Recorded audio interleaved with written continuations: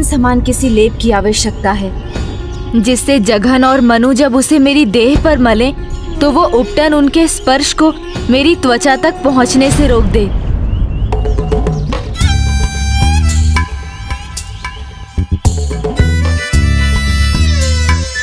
नारियल के वृक्ष पर चढ़ना हमारा काम नहीं है भैया जघन। चलिए लौट चलते हैं, कह देंगे कि हमें नारियल नहीं मिला। और वैसे भी माँ अपना विषैला तेल तैयार कर चुकी होंगी। नहीं भ्राता, वो कोई साधारण बालक नहीं है, बहुत चतुर है। यदि हम खाली हाथ लौटे तो उसे हम पर संदेह हो सकता है।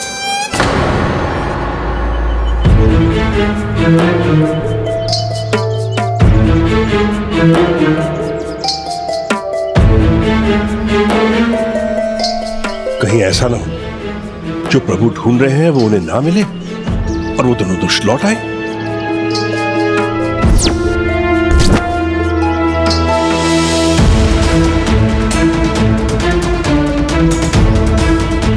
ये देखो, कहा था ना, मिल गया नारियल।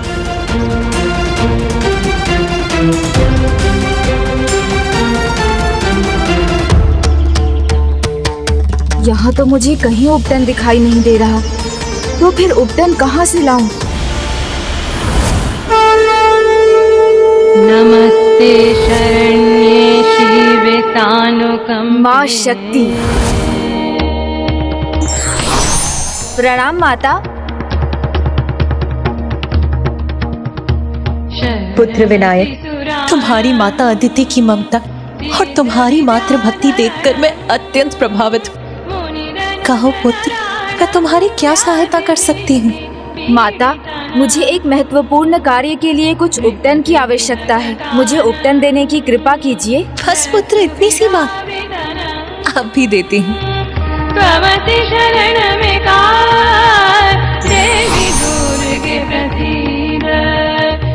ये लो पुत्र। माता, इतनी ममता से आपने मुझे पुत्र बुलाया, इतने स्नेह से मुझे उपटन दिया। मैं वचन देता हूँ माता, मैं भी आपके प्रति पुत्र धर्म निभाऊंगा।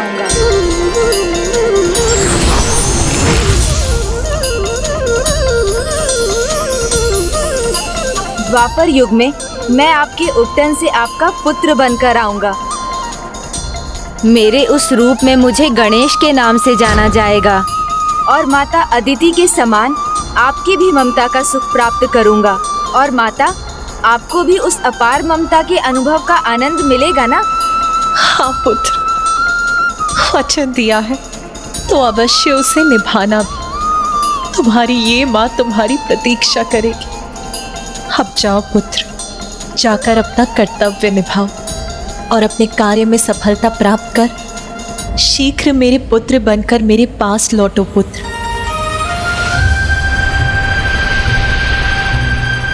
अर्थात मुझे तब भी ज्ञात था कि आगे चलकर मैं माता पार्वती का पुत्र बनकर अवतार लूंगा।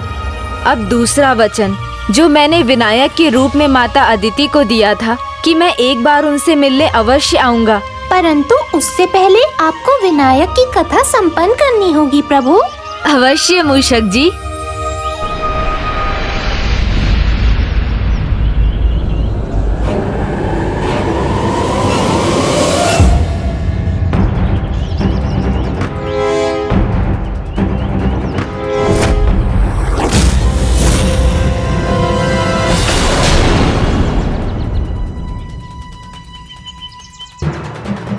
प्रभु, आप जो ढूंढ रहे थे मिला आपको?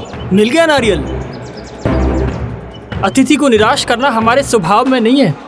हाँ, कठिन अवश्य था, परंतु हम आपके लिए नारियल ले आए। और वैसे भी अतिथि तो हमारे लिए भगवान के समान हैं।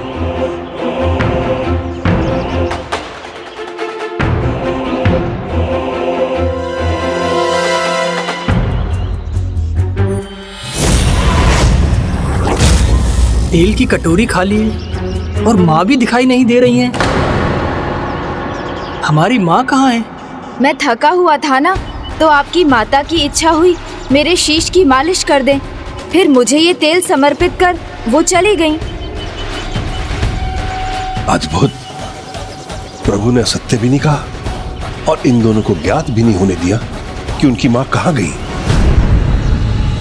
माँ कदाचित समझ गई होंगी। इस पर तेल का प्रभाव नहीं पड़ा तो माँ चली गई। इसलिए जो भी करना है हमें ही करना है। क्या हुआ? आप दोनों क्या खुसुर पुसुर कर रहे हैं? विचार कर रहे थे कि आपकी सेवा कैसे करें। माँ ने आपके सिर की मालिश तो कर दी होगी, लाइए हम आपके पैर की मालिश कर देते हैं। हाँ हाँ अवश्य, मैं भी तैयार हूँ और राजन भी। किंतु तेल की कटोरी में तो कुछ भी नहीं है, फिर आप कैसे मालिश करेंगे? वैसे माता ने मुझे ये उपटन दिया है, इससे मालिश कर दीजिए। माँ अपनी तैयारी करने के बाद ही यहाँ से गई हैं। और वैसे भी उपटन हो या तेल, हमें क्या करना है? हमें तो बस इसे स्पर्श करना है और इसकी शक्ति सोखनी है। हाँ हाँ क्यों नहीं, हम आपकी उपटन से ही मालिश कर देंगे। हाँ और फिर आपको स्नान भी करवा देंगे।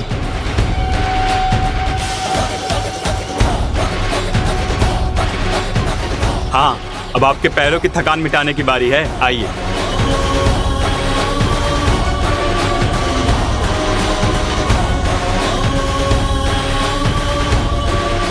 ये क्या कर रहे हैं आप?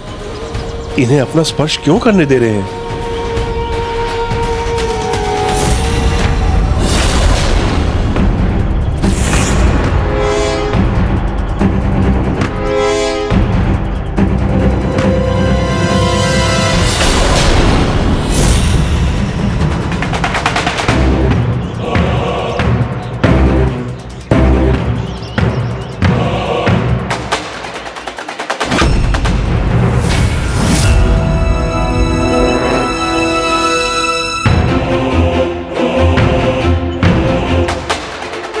समझ नहीं आ रहा है ये हो क्या रहा है। हमारा स्पर्श होने पर भी इस पर कोई प्रभाव नहीं हो रहा है। ये तो जस का तस ही है। रुक क्यों गए? आपने तो कहा था अतिथि का सत्कार करते हैं, सारी थकान मिटा देंगे। तो कीजिए ना, ऐसी मालिश कीजिए कि आनंद आ जाए। जी अवश्य अवश्य। भ्राता मनु, और उपटन लेके पूरे बल से इनकी मालिश कीजिए।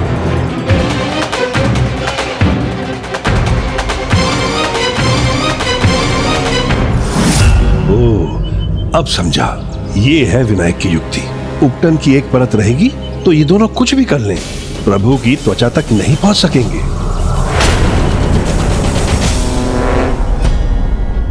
हाँ हाँ, अच्छे से मालिश कीजिए। इसके बाद मेरी भी तो सेवा करनी है आप लोगों को। सेवा तो कर चुके, अब मेवा मिलने का समय है। किंतु कुछ हो क्यों नहीं रहा है? और आप वहाँ थोड़ा बाईं ओर सख्ती से कीजिए मालिश, ढीले हाथ से नहीं। ओहो, अब आपको भी बताना पड़ेगा क्या? सख्ती से कीजिए ना, थकान मिटाने वाली मालिश कीजिए, दिखाने वाली नहीं।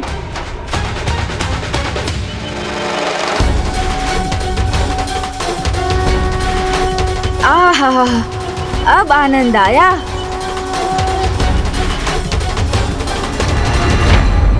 क्या हुआ? मेरी शक्ति प्राप्त करने के स्थान पर आप दोनों अपनी ही शक्ति खो रहे हैं।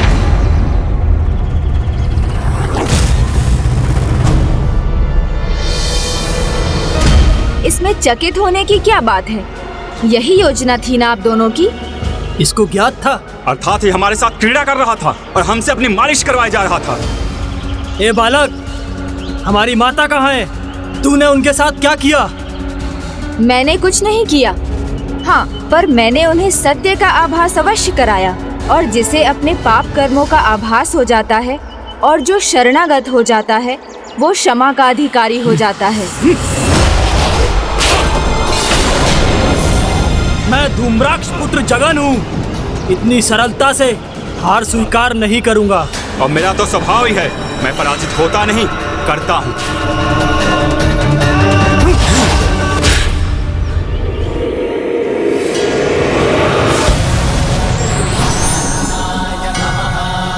और भूल मत करो, अपनी भूलों को सुधार लो, अपने अहंकार, अपने मैं पर नियंत्रण करो। मैं भूलता नहीं हूँ, भुला देता हूँ। और मैं तो बड़े से बड़े योद्धा को अपने सामने टिकने नहीं देता।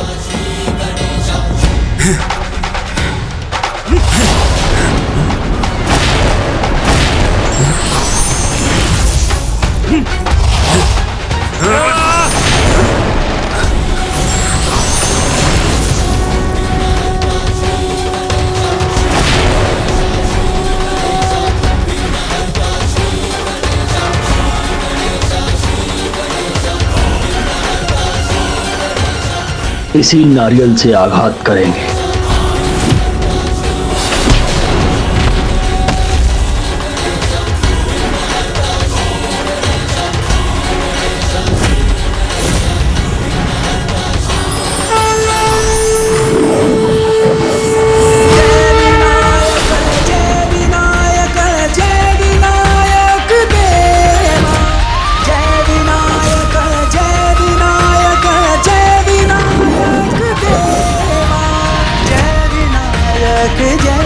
प्रभु हमें क्षमा कीजिए, हमें अपनी शरण में ले लीजिए प्रभु।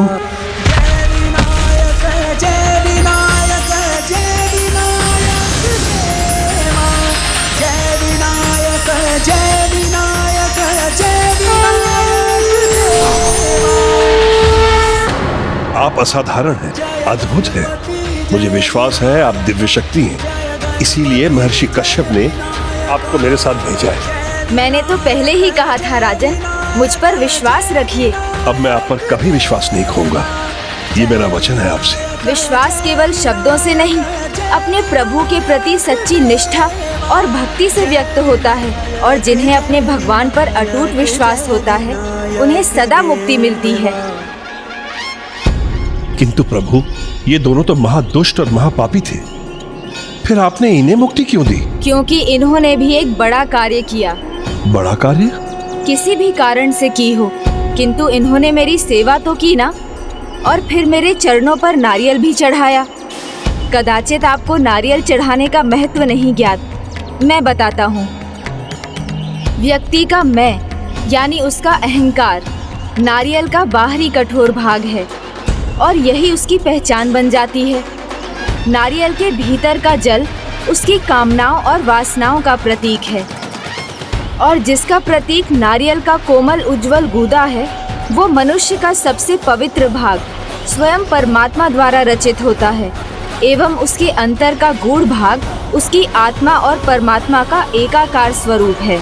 इसलिए नारियल चढ़ाने का अर्थ है अपने अहम को तोड़कर, अपने भीतर की कामना और वासना को बहाकर अपने सबसे पवित्र भाग अर्थात अपनी आत्मा को प्रभु पर समर्पित करना।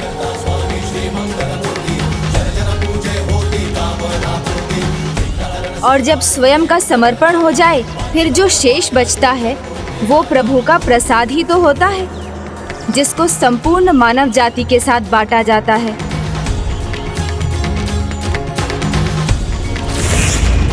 बताइए काशी नरेश, क्या समझे आप? यही कि जो अपने अहंकार को तोड़कर अपनी वासनाओं से मुक्त हो जाता है, वो प्रभु प्रसाद के समान पवित्र हो जाता है। और प्रभु का प्रसाद तो संसार के भलाई के लिए होता है, इसलिए उसको सबके साथ बांटना चाहिए। उचित कहा आपने, किंतु एक बात आप अभी भी भूल रहे हैं। जीवन की छोटी छोटी उपलब्धियां, छोटे छोटे सुख जीवन को पूर्णता प्रदान करते हैं। उन्हें कभी अस्वीकार नहीं करना चाहिए, क्योंकि उन्हें अस्वीकार किया तो एक तृष्णा, एक भूख मन में बस जाती है, और फिर उस भूख को मिटाने के लिए, उस महत्वाकांक्षा को प्राप्त करने के लिए हम बड़ी भूल कर बैठते हैं। राजन, यदि आपने आरंभ में लड्डुओं के लिए मना नहीं किया होता तो आपकी भूख नहीं बढ़ती और आप इन तीनों के जाल में ना उलझते। उचित कहा प्रभु। देवी, अब मेरे लिए प्रतीक्षा असहनीय होती जा रही है। आप अपनी ममता पर विश्वास रखिए देवी पार्वती, गणेश आ जाएगा, शीघ्र आएगा वो। मुझे अपनी ममता पर तनिक भी अविश्वास नहीं है देवी, किंतु ये एक ऐसी भावना है जिसे संभालना भी कठिन है और समझना भी कठिन है। इसे केवल एक पुत्र की माँ ही समझ सकती है। कदाचित आप इसे नहीं समझ सकेंगी देवी लक्ष्मी।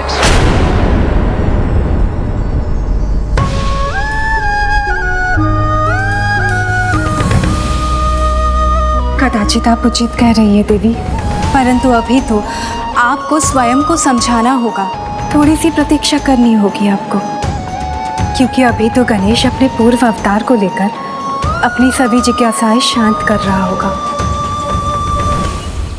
धूम्राक्ष और जृंभा की पराजय से तिलमिलाए हुए नरांतक और देवांतक अब इससे भी बड़ा विघ्न उत्पन्न करने जा रहे थे।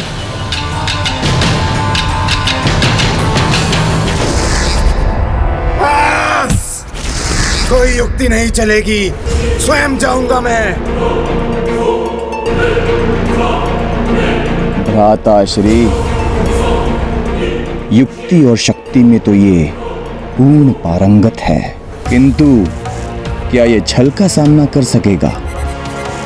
इसकी परीक्षा अभी बाकी है, और यदि हम दोनों में से किसी को जाना ही होगा तो पहले मैं जाऊंगा। तो ले लो उसकी परीक्षा, ये भी करके देख लो, किंतु कौन करेगा उसके साथ ये छल? कंदर और खूपक।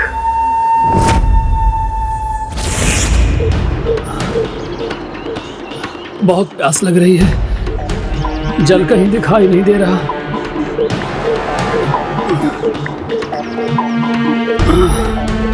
प्यास लगी है तो भटक क्यों रहे हैं? वहां देखिए, कुआं है। किसी भी जलाशय से अधिक स्वच्छ और मीठा है इस कुएं का जल। आओ चलो, जल पी लो और अपनी प्यास बुझा लो। चलो। और स्वाद ही नहीं, उसका दृश्य भी बहुत अद्भुत है। कुएं में झांक कर देखोगे तो दिल आनंदित हो उठेगा। अच्छा, क्या वास्तव में इतना अद्भुत है इसका जल? विश्वास नहीं होता तो स्वयं झांक कर देख लो।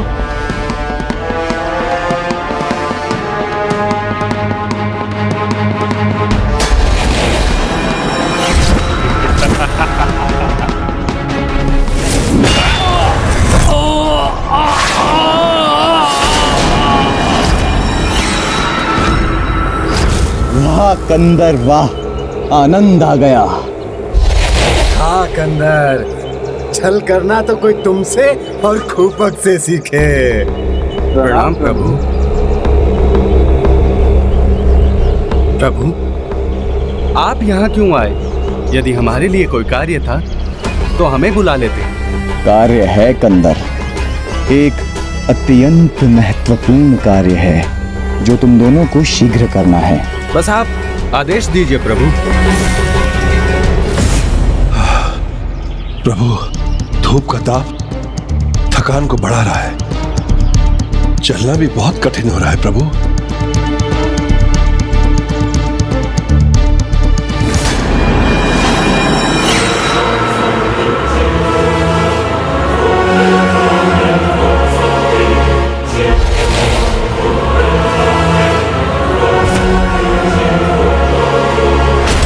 संभलिए राजन।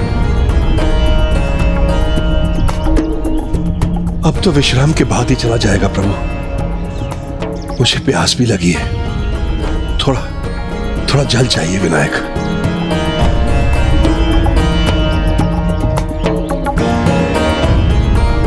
यहाँ तो दूर दूर तक जल का कोई चिन्ह भी नहीं।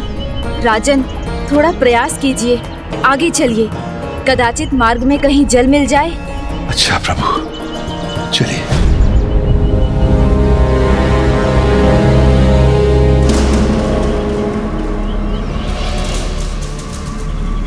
क्या हुआ पुत्र? इतने व्याकुल क्यों हो? क्या चाहिए तुम्हें? प्रणाम ऋषिवर। प्रणाम ऋषिवर। जल, थोड़ा जल चाहिए। हाँ लीजिए ना। ओह, मुझे तो ध्यान ही नहीं रहा। मेरा कमंडल तो खाली हो चुका है, इसका तो जल मैं ही पी गया। किंतु चिंतित ना होइए राजन, निकट में ही जल का कूप है जिस पर स्वयं देवताओं की कृपा है, जिसमें सदा ही जल रहता है। उसके दिव्य जल की चमक तो बहुत ही आनंददायक है, जैसे प्रभु का आशीर्वाद हो। उसके जल के पान से तुम पुण्य के भागी बनोगे पुत्र। ये ऋषि इस कूप की कुछ अधिक ही प्रशंसा कर रहे हैं। उचित है ऋषिवर, इतना अद्भुत कूप है, मैं मना कैसे कर सकता हूँ। चलिए, मुझे उसके निकट ले चलिए। नहीं राजन, पिताश्री ने मुझे आपकी सहायता के लिए भेजा है, तो आपके लिए जल लाने का कर्तव्य भी मेरा है। उचित है। हाँ राजन, आप थके हैं, मैं इस बालक को कूप दिखा देता हूँ। चलो बालक। ऐसा क्यों लग रहा है? मैंने इन ऋषि को पहले भी कभी देखा है। ऐसा अद्भुत जल है इस कूप का, जैसे इसमें जल नहीं अमृत हो।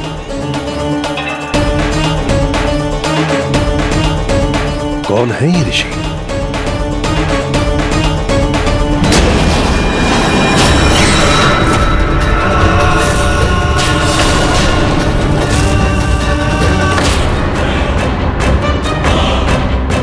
मैं कंदर हूँ, त्रिलोकाधिपति देवांतक और नरांतक का दूत हूँ। तुम्हें उनकी अधीनता स्वीकार करनी होगी। ये तो वो दुष्ट असुर है।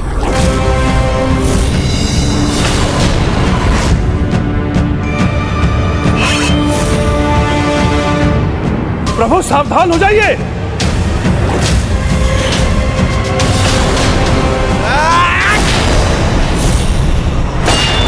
प्रभु!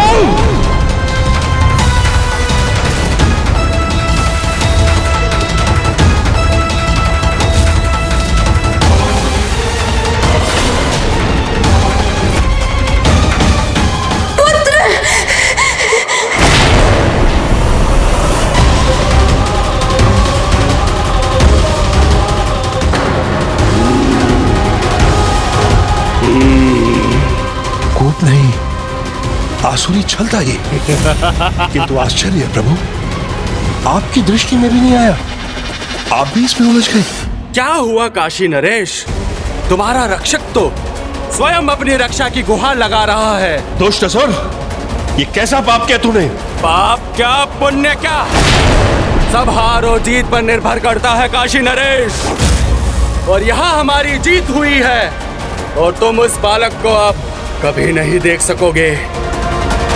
मैं ऋषि कश्यप को क्या उत्तर दूंगा? उनके पुत्र को कैसे संकट में डाल दिया मैंने? उत्तर क्यों व्यर्थ में चिंता करते हो राजन? तुम्हें इसकी आवश्यकता नहीं पड़ेगी, क्योंकि तुम्हारी भी मृत्यु का समय आ गया है। अचंभित क्यों होते हो? भला देवांतक और नरांतक की अधीनता छोड़कर कोई बालक की शरण लेता है क्या? तुम्हारी मूर्खता का परिणाम यही होना था। अब भुगतो। वीर योद्धा परिणाम की चिंता नहीं करते, युद्ध करते हैं। आओ युद्ध करो मेरे साथ। एक और मूर्खता कर रहे हो राजन। चलो, अब तुम्हारी दोनों मूर्खता का दंड अवश्य मिलेगा।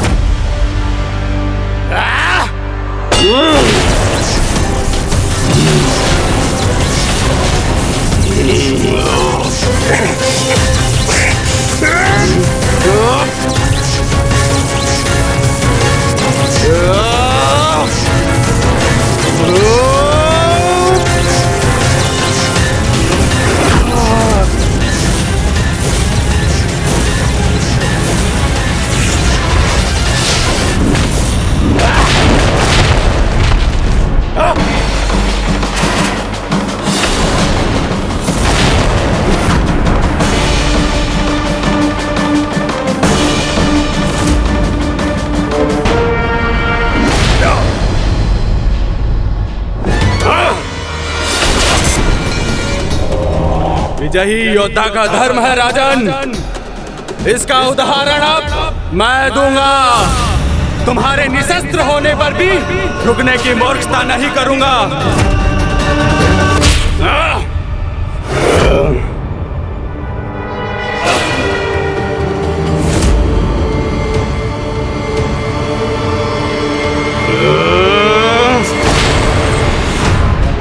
विश्वास है तो आस ही आस है, और मैं कहता हूँ विश्वास है तो संकट में भी समाधान है। मुझ पर विश्वास रखिए।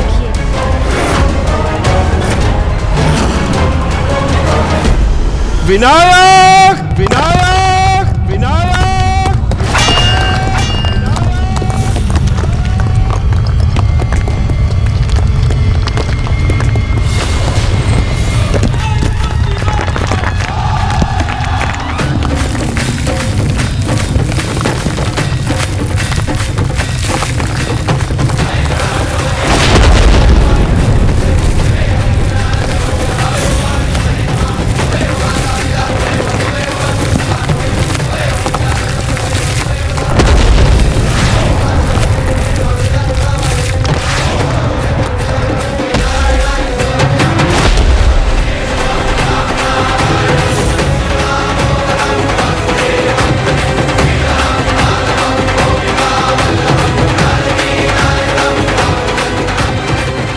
असंभव। पितृकूपक का निर्मम वध कर दिया इसने। कैसे?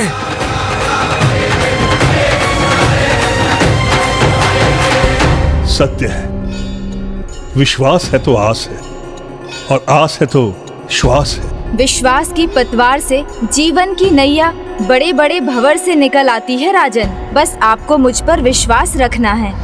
विश्वास के श्वास में विष तो मैं घोलूंगा। मेरे परम मित्र का वध करके तुमने बहुत बड़ी भूल कर दी है बालक। इसका भयंकर दंड दूंगा तुम्हें।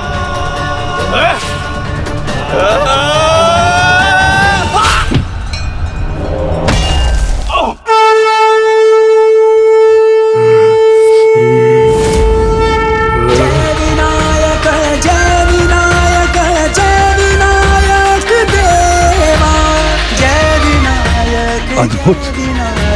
जय विनायक देवा।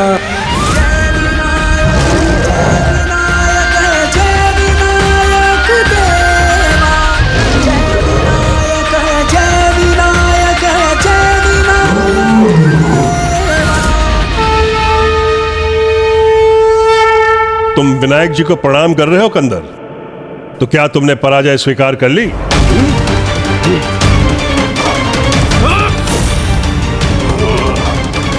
ना प्रणाम ना पराजय, कुछ नहीं था वो। जो मैंने देखा वो सत्य नहीं, ब्रह्म था वो। तुम्हारी माया थी वो। तुम्हारी माया से तुम मुझ पर विजय नहीं प्राप्त कर सकते।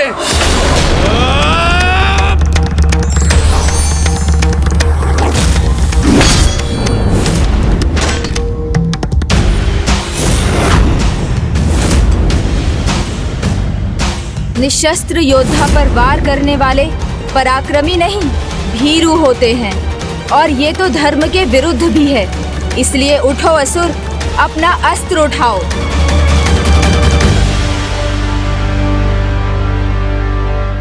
जो अवसर का लाभ नहीं उठाते वो योद्धा नहीं, मूर्ख होते हैं बालक। तुम भी वही मूर्खता कर रहे हो जो काशी नरेश ने की थी। अवसर मिलने पर मेरा वध न करने की मूर्खता। यही तुम्हारी इच्छा है तो मैं उसे अवश्य पूर्ण करूंगा।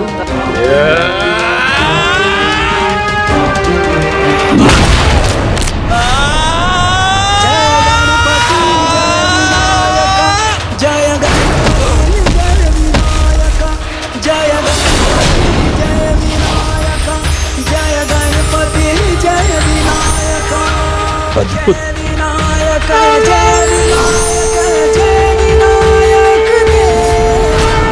हे प्रभु, मन में अविश्वास आते ही आपका चमत्कार फिर से विश्वास जगा देता है। आपकी चतुराई, आपकी शक्ति, दोनों के आगे मैं नतमस्तक हूं प्रभु। किंतु प्रभु, एक बात समझ में नहीं आई, आपने इन दुष्टों को मुक्ति क्यों दी? जाने या अनजाने में की गई सेवा का फल तो इन्हें मिलना ही था। जहाँ एक ओर कूपक ने धूप के प्रकोप से मुझे बचाया, विश्राम करने का स्थान दिया, वहीं दूसरी ओर कंदर ने अपने अस्त्र को मेरे चरणों में रखकर मुझे प्रणाम किया। इसलिए दोनों को मुक्ति मिली। आपकी लीला, आपका चमत्कार ईश्वर के समान है। हे महर्षि पुत्र विनायक, आपके भीतर ईश्वरीय गुण है। चमत्कार विश्वास का आधार नहीं होता राजन, क्योंकि कोई मायावी भी चमत्कार दिखाकर लुभा सकता है। विश्वास सच्चा तभी हो सकता है जब वो श्रद्धा और भक्ति पर आधारित हो। मैं समझ गया प्रभु। समझना और मानना दो सर्वथा भिन्न बातें होती हैं, किंतु मुझे विश्वास है जो बात आपने अभी समझी है, शीघ्र आप उसे मानने भी लगेंगे।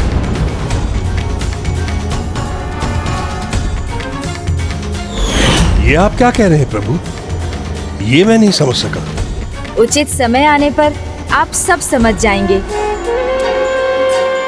किंतु हे काशी नरेश, ये समय है काशी की पावन भूमि की ओर प्रस्थान करने का। हाँ प्रभु, उचित कह रहे हैं आप। इससे पहले नरांतक और देवांतक हमें रोकने के लिए किसी और को भेजें। हमें काशी की सीमा में प्रवेश कर जाना चाहिए।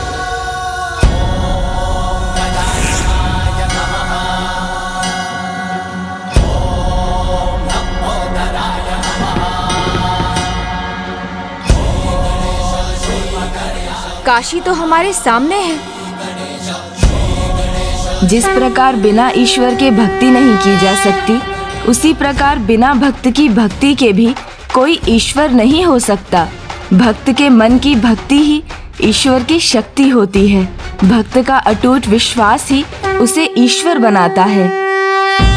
इससे पहले नरांतक और देवांतक हमें रोकने के लिए किसी और को भेजें, हमें काशी की सीमा में प्रवेश कर जाना चाहिए। वैसे भी लंबा रास्ता अभी शेष है। नहीं काशी नरेश, काशी तो अति निकट है।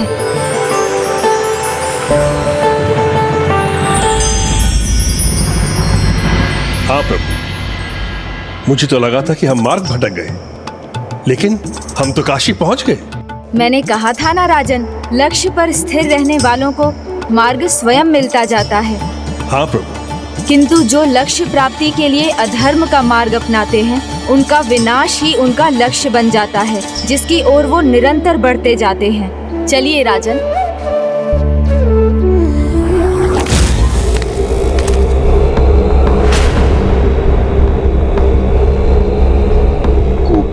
शीश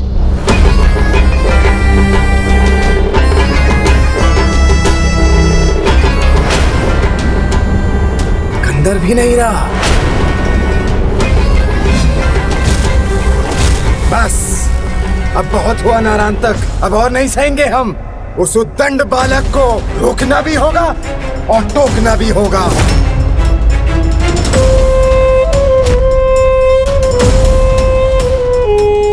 उचित कहा भ्राताश्री, किंतु मैंने तुमसे कहा था ना, यदि किसी कारण हम में से किसी एक को जाना पड़ा तो सर्वप्रथम मैं जाऊंगा।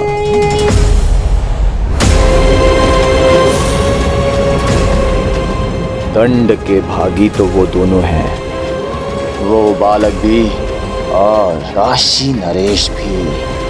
ऐसा भयंकर दंड दूंगा कि सृष्टि के सभी राजाओं की आत्मा कांप उठेगी। के लिए उस बालक का अंत करने से पहले उसे काशी नरेश से विलग करना होगा।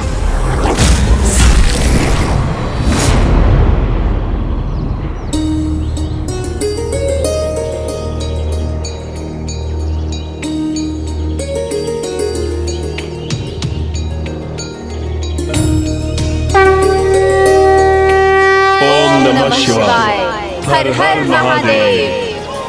प्रभु, हमारी भक्त नगरी में आपका भव्य स्वागत होगा। आइए प्रभु, पधारिए।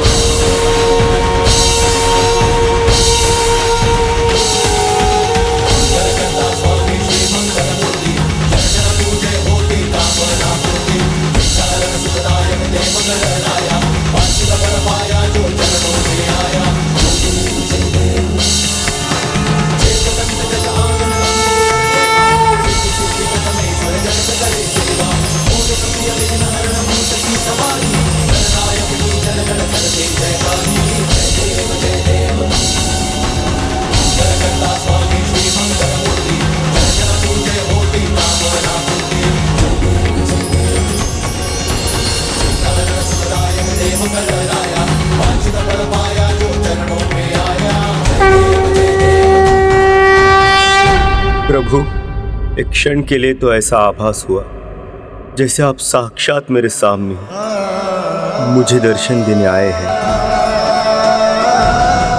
स्वामी, प्रभु का आभास होना तो किसी भी भक्त के लिए सुखद ही है, किंतु ये आभास भी होना चाहिए आपको कि पूजा के साथ पेट पूजा भी आवश्यक है।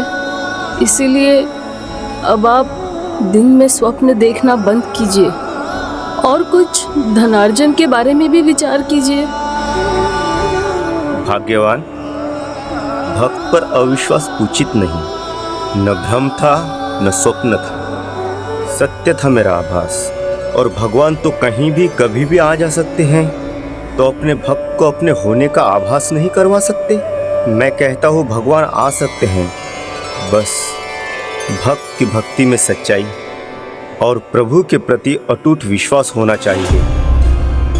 प्रभु का भक्त ये शुक्ल शर्मा एक न एक दिन अवश्य प्रमाणित करेगा। वो दिन जब आएगा तब हम भी कर लेंगे प्रभु के दर्शन। परंतु अभी तो आप तुरंत ही दुकान जाइए, वहाँ आपके ज्येष्ठ आपकी प्रतीक्षा कर रहे होंगे। अन्यथा अपनी भाभी के मुख से खरी खोटी सुनने के लिए तैयार रहिए, वो अभी दुग्ध लेकर आती ही होंगी। खरी हो या खोटी, जो सुनना पड़े सुनूंगा, किंतु अपने प्रभु की पूजा छोड़कर नहीं जाऊंगा। आप समझते क्यों नहीं स्वामी?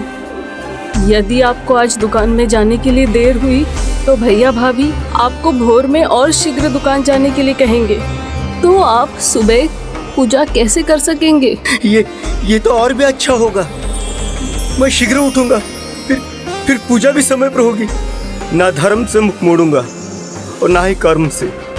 इसलिए मेरी बात मानो, चिंता त्याग कर भक्ति में डूबकर तुम भी मेरे साथ पूजा करो। जब भगवान के निकट होने का आभास होता है तो पूजा का आनंद दो गुना हो जाता है।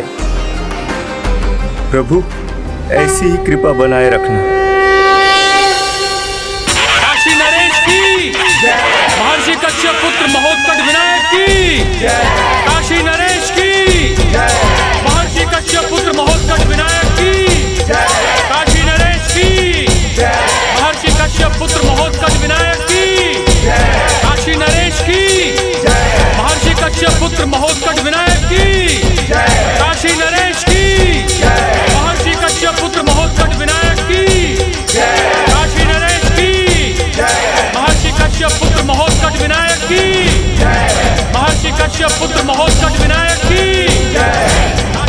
ये तो वही गजमुख प्रभु जैसे लग रहे हैं। काका जिन प्रतिमा की पूजा करता है वैसे ही तो है ये। पुत्र महोत्कट विनायक की।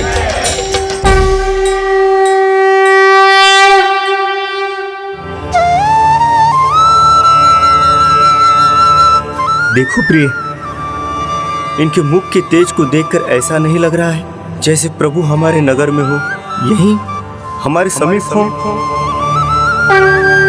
काशी नरेश की, महर्षि कश्यप पुत्र महोत्कट विनायक की, काशी नरेश की, महर्षि कश्यप पुत्र महोत्कट विनायक की, काशी नरेश की, महर्षि कश्यप पुत्र महोत्कट विनायक की, काशी नरेश की, महर्षि कश्यप पुत्र महोत्कट विनायक की। प्रभु यहाँ आए हैं, तुम्हें अपने भजन से उनका स्वागत करूंगा।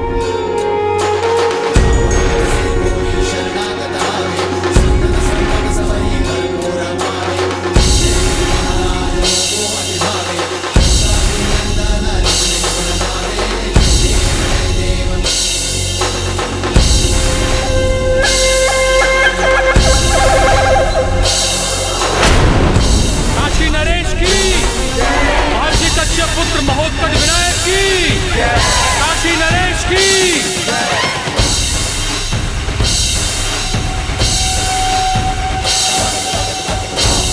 बस बस बस बस बस, बहुत हुआ ये भजन पूजन। काशी नरेश की, महर्षि कश्यप पुत्र महोत्कट विनायक। मुझे काका को बताना चाहिए, वो बहुत प्रसन्न होंगे। यही करते रहोगे तो दुकान कब जाओगे? दीदी प्रश्न इनसे किया है तो उत्तर भी यही देंगे। भाभी, आज शुक्ल शर्मा का मन भगवान की भक्ति में डूब जाने के लिए विवश हो रहा है। और आज का वातावरण भी देखिए, क्या आपका मन नहीं कर रहा है भक्ति में डूब जाने का? मेरा मन क्या कर रहा है ये मैं अभी बताती हूँ। मैं समझ गया, बस अपनी पूजा संपन्न करके दुकान पर चला जाऊंगा। नहीं नहीं, आपको कष्ट करने की क्या आवश्यकता है देवर जी? आपके ज्येष्ठ भ्राता है ना, वो दुकान व्यापार सब संभाल लेंगे। अजगर करे न चाकरी, पंछी करे न काम, गाते रहिए सबके दाता भगवान। आप तो भजन कीर्तन कीजिए और हम पर बोझ है तो बोझ ही बने रहिए। हमें क्षमा कर दीजिए दीदी, अब से इन्हें दुकान में जाने के लिए कभी देर नहीं होगी। दीदी मैं इन्हें अभी भेज देती हूँ। स्वामी ये लीजिए, आप अभी चले जाइए। हाँ हाँ चले जाएंगे। बहुत देखे मैंने ऐसे दिखावे। आज तक तो तुम सदा से इनका ही साथ देती रही, किंतु अब मैं ही सख्ती करूंगी। अब देखो, अब भोर से तुम्हारे भैया नहीं तुम दुकान पर जाओ, फिर मैं देखूंगी कैसे नहीं छूटता तुम्हारा ये पूजा पाठ और ये निठल्लापन। उचित है दीदी, हमें क्षमा कर दीजिए।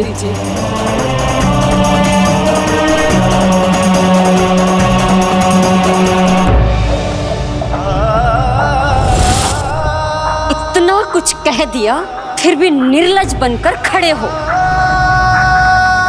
अब क्या नारियल फोड़ो? जाओ शीघ्रता करो।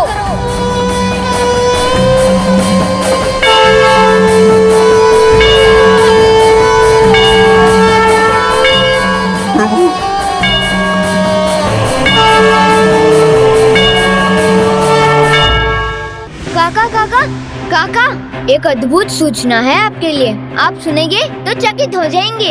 आज नगर में उत्सव और आनंद है, क्योंकि काशी नरेश एक अद्भुत गजमुख बालक के साथ लौटे हैं।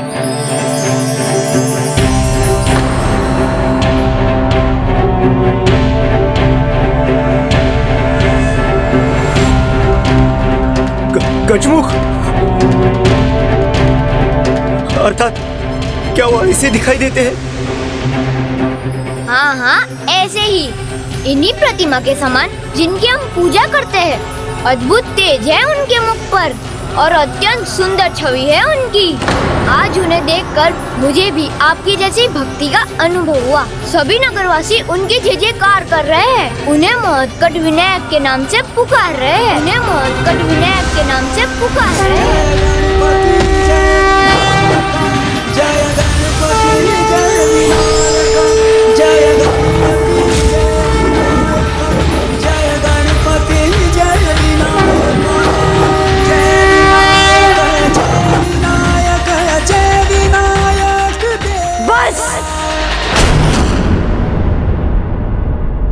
शांत हो जाओ तुम। तुम्हारा रोग मेरे पुत्र को भी लग रहा है। तुम्हारी देखा देखी में ये भी भटकने लगा। भाभी ये क्या कह रही है आप? भक्ति तो उचित मार्ग दिखाती है, भटकाती नहीं है। देखा मैंने क्या कहा था? मुझे प्रभु के आगमन का आभास हुआ था। और देखो मुन्ना ने भी यही कहा था।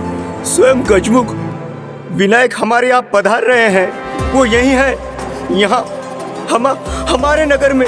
महर्षि कश्यप पुत्र महोत्कट विनायक की, काशी नरेश की, महर्षि कश्यप पुत्र महोत्कट विनायक की, काशी नरेश की।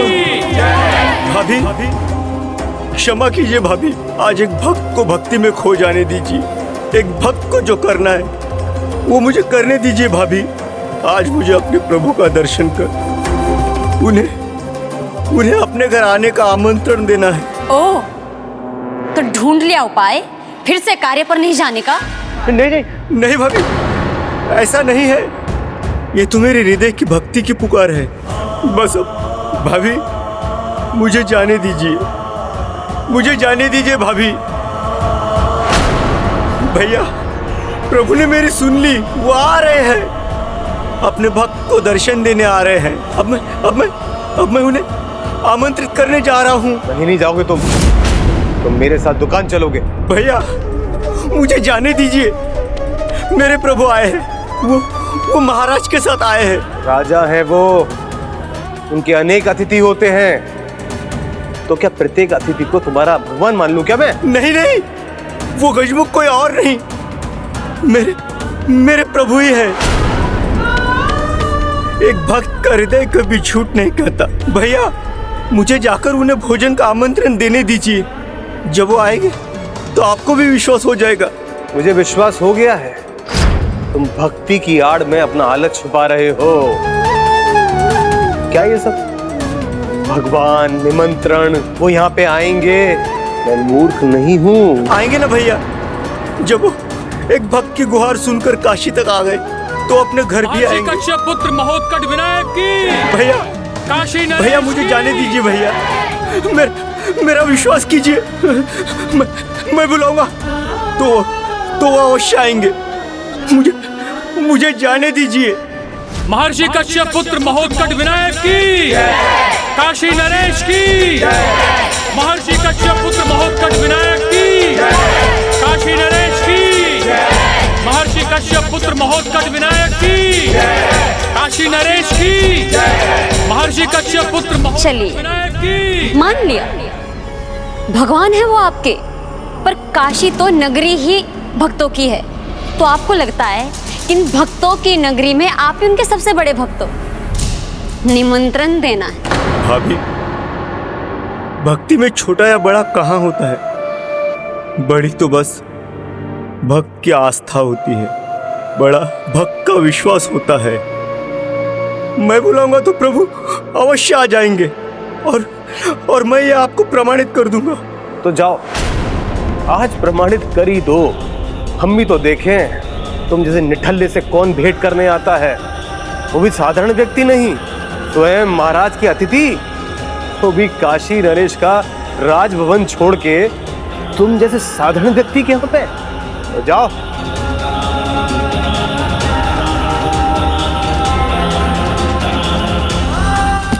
प्रभु प्रभु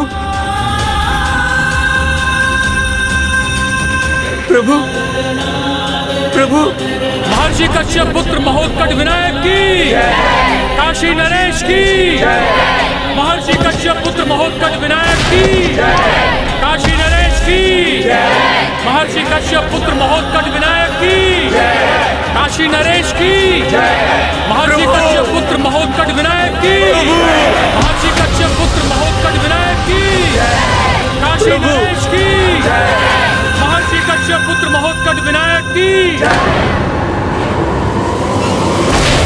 प्रभु प्रभु प्रभु प्रभु प्रभु मुझे जाने दीजिए।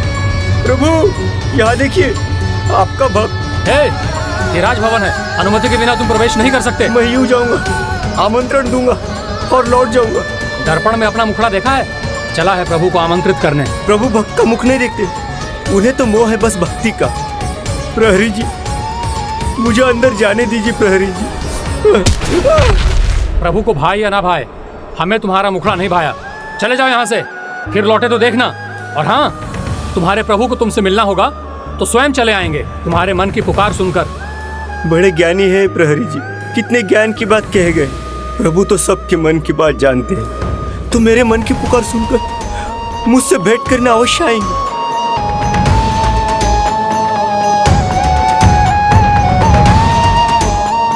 प्रभु आपका भक्त आपको भोजन के लिए आमंत्रित करता है, निराश मत कीजिएगा। आप मेरे घर में अवश्य पधारिएगा। प्रभु अवश्य पधारिएगा।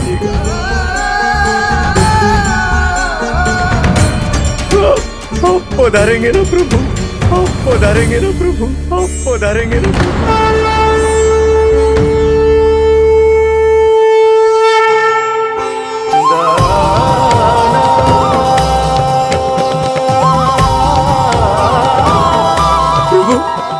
प्रभु उनके दृष्टि में उनकी स्वीकृति थी। प्रभु ने मेरे और देखा, अर्थात वो मेरे घर आएंगे। प्रभु आ रहे हैं मेरे घर। प्रभु मेरे घर आ रहे हैं। प्रभु मेरे घर आ रहे हैं।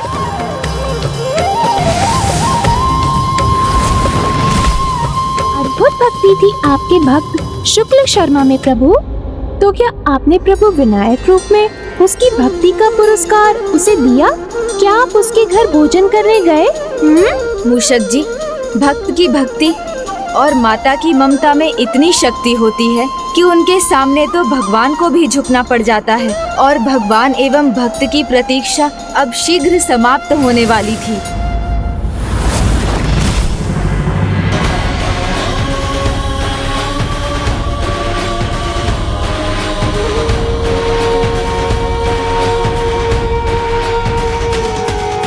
आइए प्रभु, आइए प्रभु। आप थक गए होंगे, यहां विश्राम कीजिए। मैं आपके लिए 56 भोग भोज की व्यवस्था कराता हूं।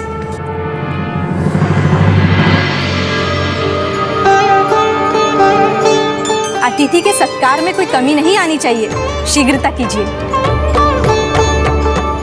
विनायक जी को भोजन में विशेष रुचि है, इसलिए आप उनके लिए शीघ्र ही 56 भोग प्रस्तुत करें।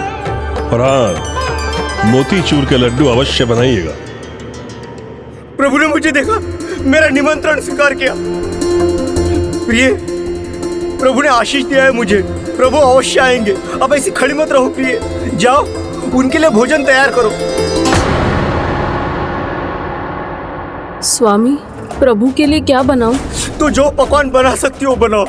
खीर, पूरी, शीरा।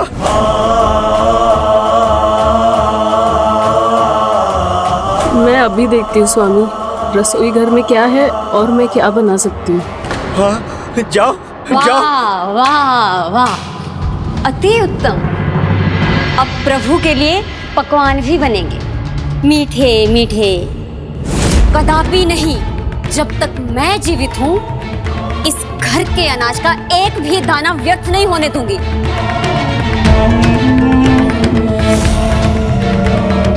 प्रभु के लिए बनाया हुआ भोजन व्यर्थ कैसे हो सकता है भाभी? बातें मत बनाइए देवर जी, भूख तुम्हें लगी है। खीर, पूरी, हलवा खाना तुम्हें है और नाम भगवान का ले रहे हो।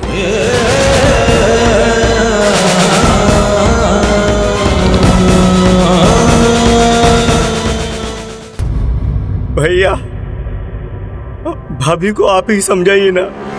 मैं अपने लिए नहीं, प्रभु के लिए मांग रहा हूँ। वो कभी भी आ सकते हैं भोजन करने। तुम्हारे प्रभु आ रहे हैं, तुम्हें कैसे पता चला?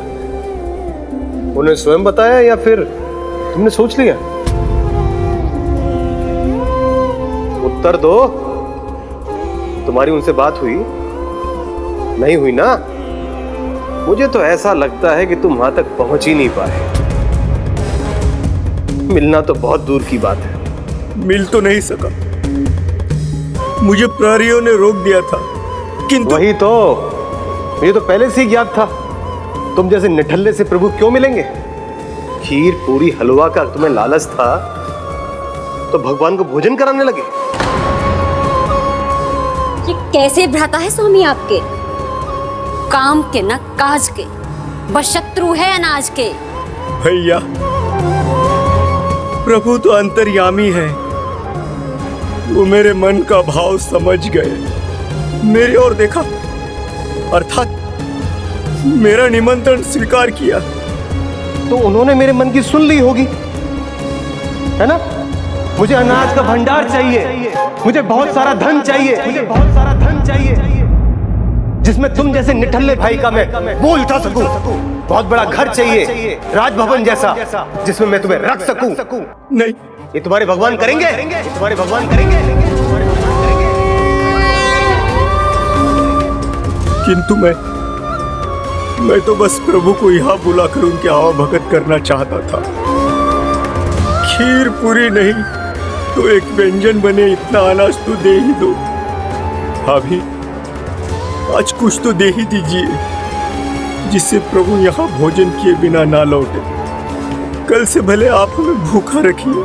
भूखा तो तुम्हें रखना ही चाहिए, वो तो हम तुम पे दया करते हैं। प्रभु आएंगे इनके घर आएंगे, वो भी भोजन करने, जिसके लिए इनको अनाज चाहिए।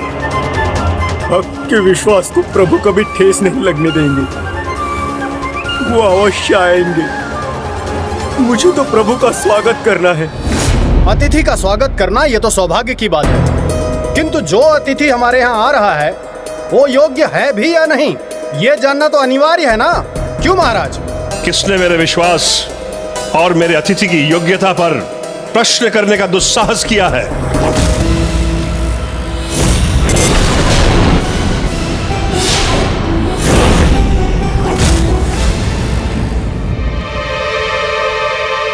क्षमा करें महाराज, सत्य यदि कटु हो तो उसे दुस्साहस नहीं कहते, मित्रवत व्यवहार कहते हैं। ज्योतिषी महाराज प्रणाम। आइए पधारिए। महारानी, ये कौन है और यहाँ क्यों? ज्योतिष शास्त्र के प्रकांड पंडित हैं, हमारे नगर में नए हैं। पूरे नगर में इनकी प्रशंसा हो रही है, इसीलिए मैंने इन्हें यहाँ बुलाया है। प्रणाम महाराज। आप कहें तो वही कहूँ जो आपको प्रिय हो, अन्यथा वो कहूँ जो सत्य है। सत्य तो इन्होंने चुटकी में ही बता दिया था, जिसकी साक्षी संपूर्ण काशी बनी। भूत भविष्य सब ज्ञात है इन्हें। राजा उसी को सत्य मानता है जिसका प्रत्यक्ष प्रमाण उसके सामने हो। स्वामी, आपका विनायक जी के साथ आना ज्योतिषी जी ने पूर्व में ही बता दिया था। मुझे ही नहीं, संपूर्ण काशी को इन पर और इनकी भविष्यवाणी पर विश्वास है। आप पुत्र के विवाह की चर्चा इनसे कीजिए, मैं 56 भोग की व्यवस्था देखती हूँ। विराजिए ज्योतिषी जी, विराजिए। अर्थहीन संवाद के लिए समय नहीं है मेरे पास। बताइए ज्योतिष महाराज, क्या दिखाई देता है मेरे भाग्य में? आपका भाग्य तो आपके मुखमंडल के आभा से ही ज्ञात हो रहा है। आप महान शक्तिशाली, महाबली, सम्राट, महाराज हैं। आपके स्वभाव में किसी की अधीनता स्वीकार करना नहीं लिखा है। ये तो काशी का कोई बालक भी आपको बता सकता है ज्योतिष महाराज। अब उन दुष्टों के विरोध में अन्य अनेक राजा मेरे साथ होंगे। तो ठीक है महाराज, मैं आपको वो बताता हूँ जो आपके सिवा किसी को भी ज्ञात नहीं है। आप बालपन से ही अपने प्रजा के प्रति सजग रहे हैं, अपने प्रजा की सुरक्षा के प्रति सजग रहे हैं। आपने अपने प्रताप से अपनी प्रजा को और अपने राज्य को सुरक्षा प्रदान की है, जैसे कि वो बालक जिसे आपने मगर का आहार होने से बचाया महाराज। वो तो बड़ी विशेष घटना थी, जिसका ज्ञान कदाचित किसी को ही हो।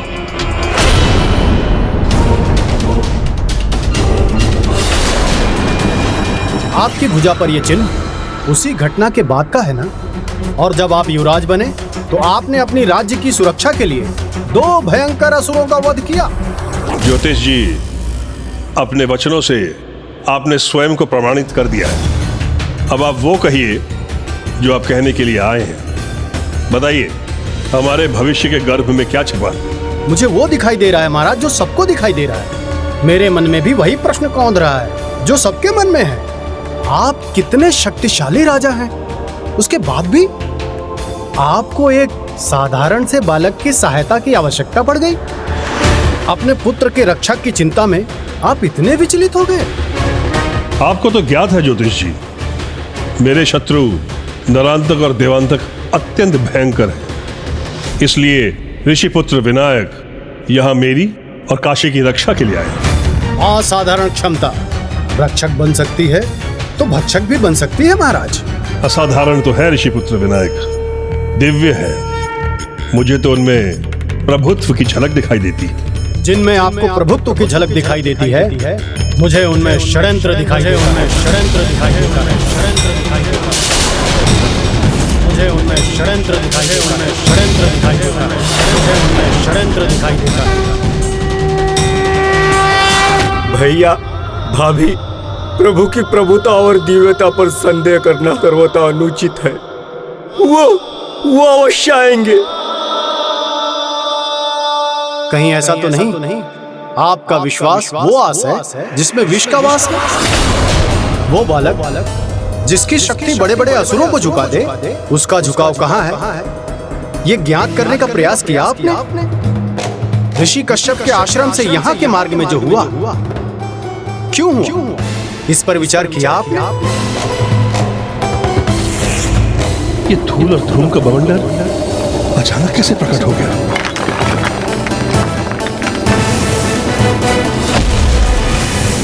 हाँ ज्योतिष महाराज, विनायक जी ने अपने दिव्य शक्तियों का परिचय दिया, मेरी रक्षा की, असुरों की एक नहीं सुनी। आपकी भी तो नहीं सुनी? आपने जितने भी उपाय बताए उन्होंने नकार दिया। पहले आपको संकट में प्रवेश कराया, उसके बाद स्वयं उबार भी दिया। अब आप ही बताइए महाराज, क्यों?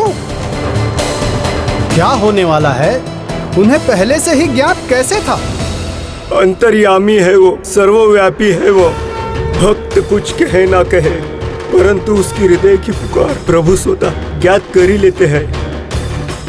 सोचिए महाराज, आरंभ में ही आसुरी बवंडर आया, उस बवंडर को अपना मार्ग बदलने दिया। क्यों महाराज? क्योंकि वो जानते थे कि वो दुष्ट वहां मिलेगा और वो उनका सामना वहां कर सकते हैं। धूम्राक्ष का वध यही ना?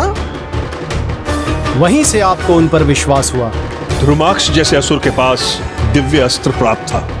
उसके हाथ में आने से पहले जिस बालक ने उसका वध किया, उसकी दिव्यता पर संदेह करने की मूर्खता भला मैं कैसे कर सकता हूं? तो क्या लड्डू खाना, आपको चिंता में डालना, आपकी भूख बढ़ाना, ये क्या था महाराज? ये मूर्खता थी? नहीं, कदाचित ये धूर्तता थी, ताकि जृंभा और उसके पुत्रों के जाल में आप फंस जाएं और उनसे आपको वो मुक्त कराएं। क्यों महाराज? इसलिए कि आपका विश्वास वो पा सके, इसीलिए वो ऐसा कर रहे हैं। जब उन्होंने कूपक के भीतर प्रवेश किया, स्मरण है आपको, वो कूपक के बाहर तब तक नहीं आए जब तक आपका जीवन संकट में पड़ नहीं गया।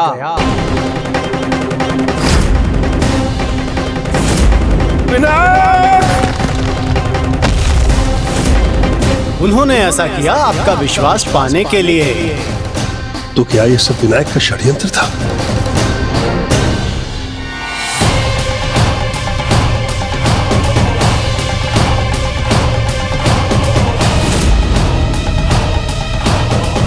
तो क्या एक संकट से उभरने के लिए मैंने दूसरा संकट मोल ले लिया?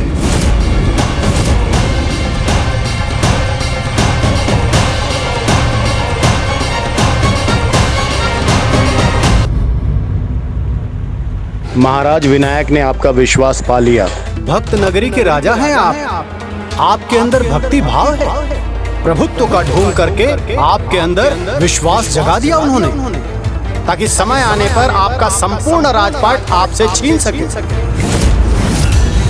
वो तो हमसे कुछ नहीं मांगते, वो तो बस हमारे भक्ति के भूखे हैं। सेवा तो मैं करना चाहता हूँ। महाराज, आप 56 भोग परोस कर उनका स्वागत करना चाहते हैं और वो आपके संपूर्ण राज का भोग ही कर लेना चाहते हैं। आप स्वयं सोचिए ना महाराज, नारांतक और देवांतक से युद्ध वो करेंगे, विजय वो पाएंगे, तो प्रजा के मन में विश्वास का भाव किसके लिए उत्पन्न होगा? आपके लिए या उनके लिए? आप कुछ भी कर लें, वो काशी पर अपना अधिकार जमा लेंगे। आप कुछ भी ना कर सकेंगे। जो मैंने कहा वो सत्य है, किंतु उस पर विश्वास अविश्वास करना आपके ऊपर है।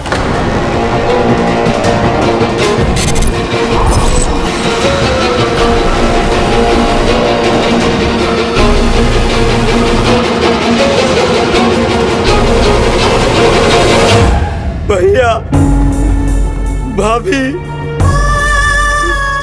मेरा विश्वास कीजिए।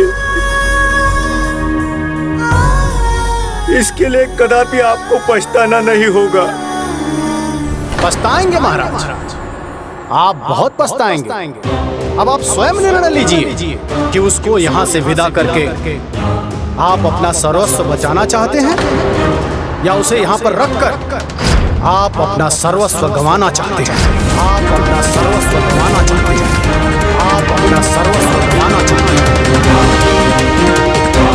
भैया, मेरा जो कुछ भी है वो सब प्रभु का है।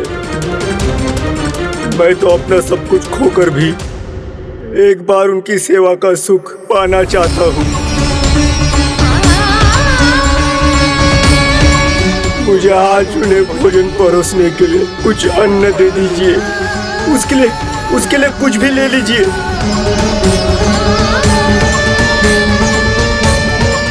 उचित है, मैं अन्न कोष से एक अनाज लेने दूंगी तुम्हें। उसी से अपने प्रभु के लिए जो बनता है वो भोजन बना लो। किंतु याद रखना, यदि तुम्हारे प्रभु नहीं आए ना, तो तुम दोनों ये घर सदा के लिए छोड़ दोगे।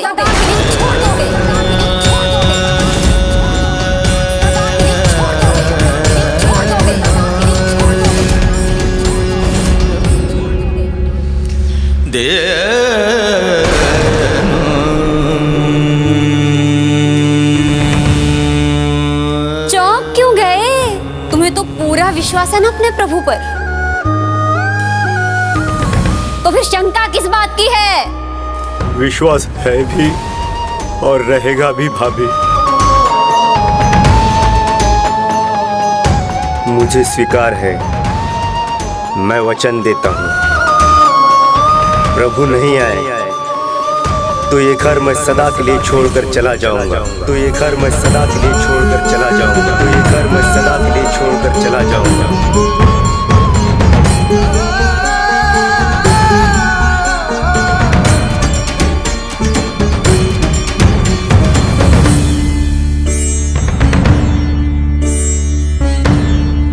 ये लो।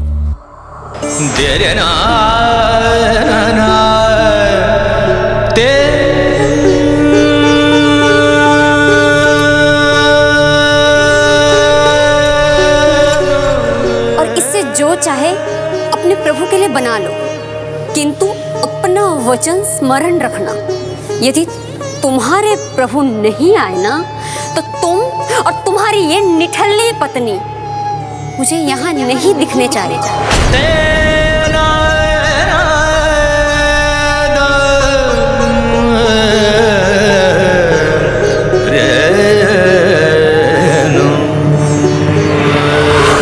वो यहाँ पर ना रहें तो ही उचित होगा।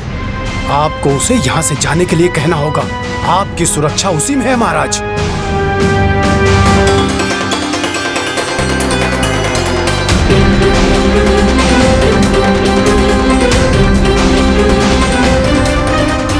तो क्या ये सब विनायक का षड्यंत्र था?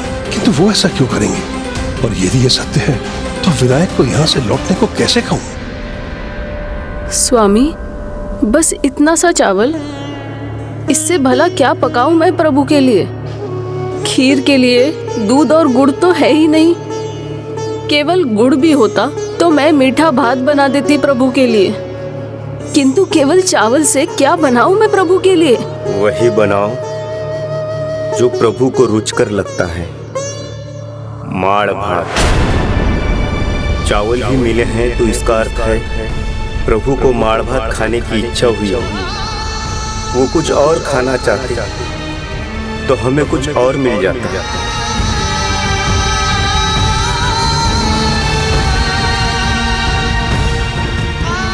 इसलिए तुम चिंता मत करो, माड़ भात ही पका दो। उचित है स्वामी।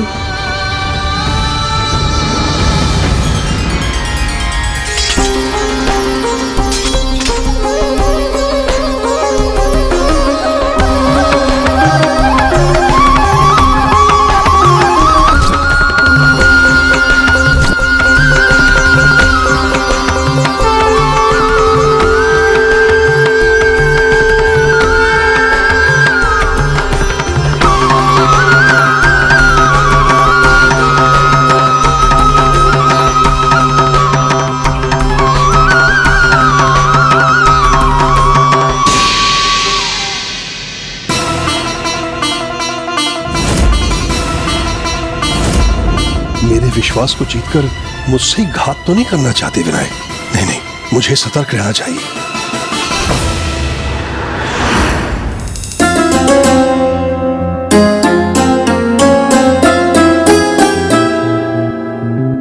स्वामी, प्रभु के लिए माड़ भात तैयार हो गया है। अब तो मात्र उनकी प्रतीक्षा करनी होगी। वो आएंगे तो भोजन प्रारंभ होगा। विनायक को 56 भोग का भोजन कराकर उनका धन्यवाद कर मैं उन्हें विदा कर दूंगा।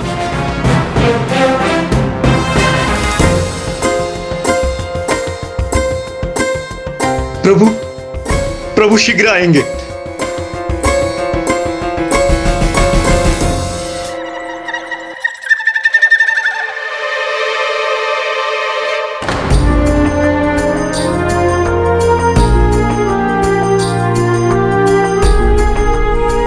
क्यों? क्या हुआ? कहाँ रह गए तुम्हारे प्रभु? तुम्हारे प्रभु अभी तक भला आए क्यों नहीं? राजा को अपने निर्णय पर अडिग रहना चाहिए। कहीं ऐसा तो नहीं आपको विनायक को लौटाने का साहस नहीं हो रहा है? साहस तो है ना, उनके ना आने के परिणाम भुगतने का।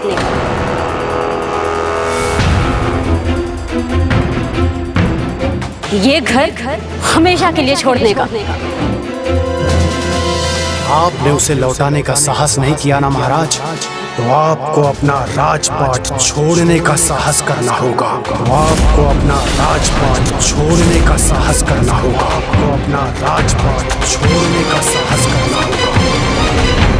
होगा वही जो प्रभु को स्वीकार होगा, किंतु भक्ति भाव से भरा मेरा मन ये जानता है वो अवश्य आएंगे।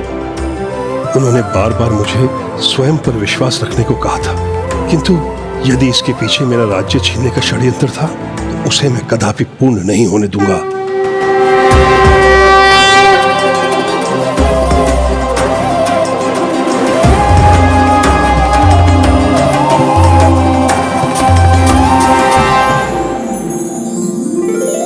ये कैसी भूल हुई मुझसे? भजन कर प्रभु का नाम लूंगा तभी तो प्रभु आएंगे।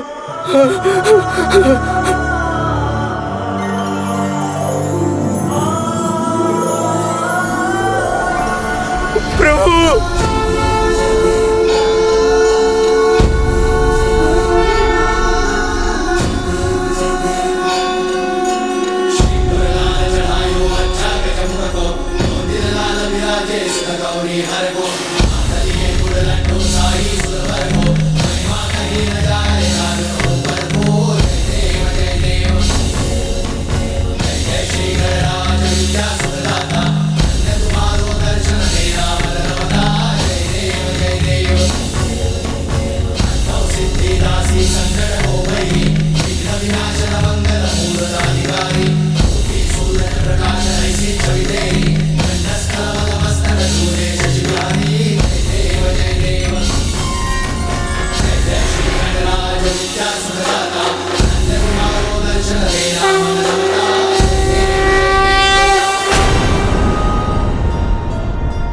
आप कुछ भी कर ले, वो काशी पर अपना अधिकार जमा लेंगे। आप अपना सर्वस्व बचाना चाहते हैं या उसे यहाँ पर रखकर आप अपना सर्वस्व गंवाना चाहते हैं? निर्भय निश्शंक होकर कहूंगा विनायक जी से लौटने के लिए।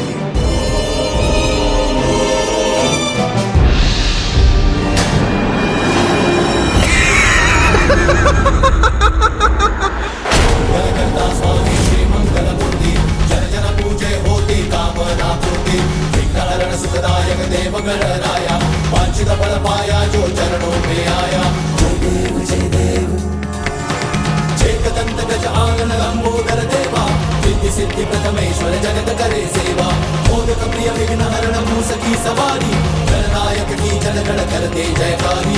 जय देव जय देव।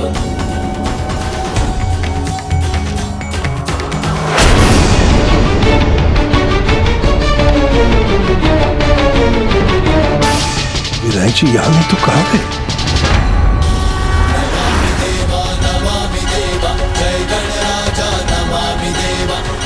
क्या हो गया इसे?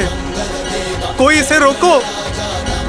इसके प्रभु तो आए नहीं, कहीं ये नृत्य भजन करते करते इसके प्राण न चले जाएं।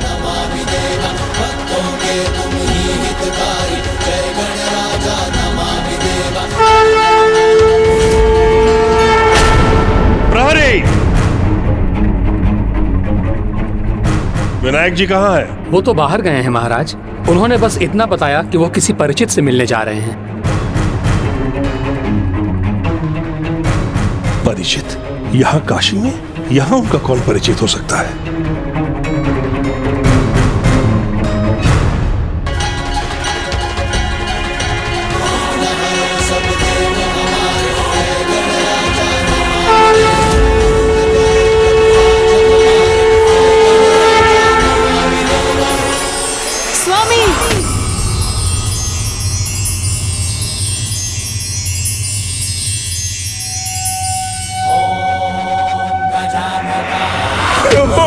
मेरे प्रभु आ गए, मेरे प्रभु आ गए। आ गए।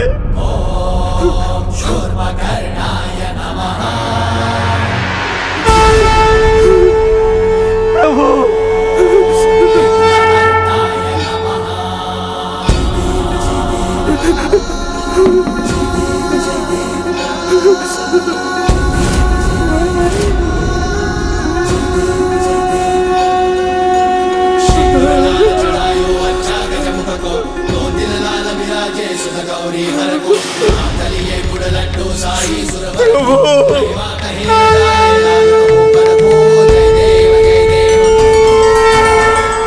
प्रणाम प्रभु। प्रभु मैं कल्पना तो नहीं कर रहा हूँ, स्वप्न तो नहीं देख रहा हूँ, वास्तव में आप ही है ना प्रभु? स्वप्न नहीं, सत्य है। तुम्हारा मेरे प्रति प्रेम सत्य है, तुम्हारा प्रेम भरा आमंत्रण सत्य है, और मेरा यहाँ होना भी सत्य है। तो फिर इतना प्रेम भरा आमंत्रण भला मैं कैसे स्वीकार न करता? मैं धन्य हो गया प्रभु, आपने मेरी पुकार सुन ली। मैंने कहा था ना, मेरे प्रभु अंतर्यामी है, वो मन की बात सुन लेते हैं। मेरे प्रभु आ गए। प्रभु मैं धन्य हो गया प्रभु।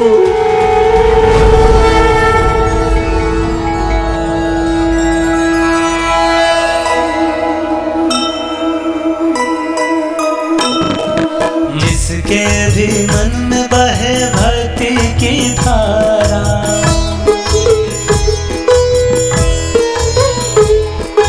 प्रभु उसके सपनों को देते आकारा।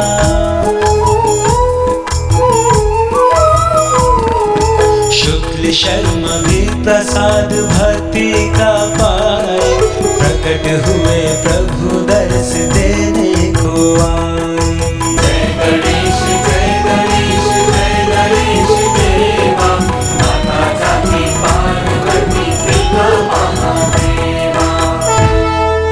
प्रिय प्रभु आए हैं, उन्हें भोजन नहीं कराओगी? किंतु वो भोजन तो जो भी हम भक्ति भाव से प्रस्तुत करेंगे, प्रभु उस भोजन का भोग लगाएंगे। चिंता संकोच सब त्याग दो प्रिय। मैंने कहा था ना, वही भोजन तैयार हुआ है जो प्रभु को खाने का मन था। जी स्वामी, मैं अभी लेकर आती हूँ।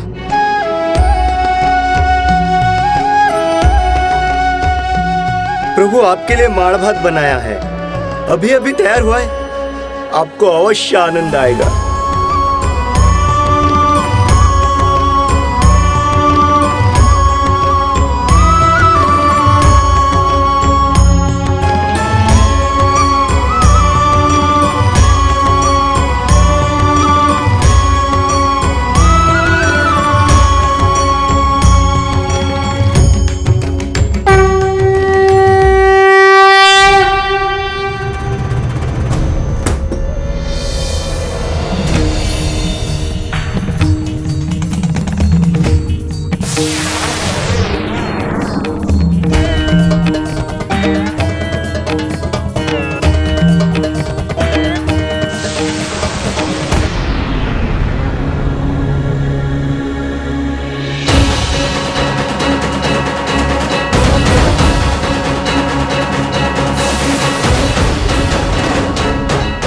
हमने राजभवन में इनके लिए 56 भोग का भोज तैयार किया, और ये यहाँ इस दरिद्र के घर में माड़ भात खा रहे हैं। प्रेम से परोसे माड़ भात में जो आनंद है, वो किसी राजभवन के 56 भोग में भी नहीं।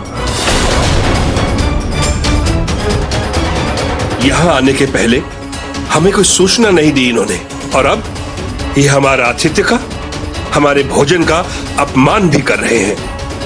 क्षमा कीजिए प्रभु, हम भोजन के साथ मिष्ठान नहीं बना सके। इसमें कैसी चिंता, अब तो शीघ्र माता के हाथों के बने अनेकों लड्डू खाने का अवसर मिलने ही वाला है। मुझे करना क्या है, बस काशी आने का उद्देश्य संपन्न कर माता के पास ही तो लौटना है। ये किस उद्देश्य की चर्चा कर रहे हैं? क्या है इनके मन में? कहीं ज्योतिष जी का कहा सत्य तो नहीं? आप कुछ भी कर ले, वो काशी पर अपना अधिकार जमा लेंगे। आपको क्या लगता है, आपको भ्रम है ना कि वो आपकी राज की रक्षा के लिए यहाँ पर आए हैं? नहीं महाराज, बिल्कुल भी नहीं। वो आपका संपूर्ण राज्य हड़पने के लिए आए हैं। यदि ऐसा है तो मैं इनका विशेष सत्कार क्यों करूं? खाने दो यही साधारण भोजन इन्हें।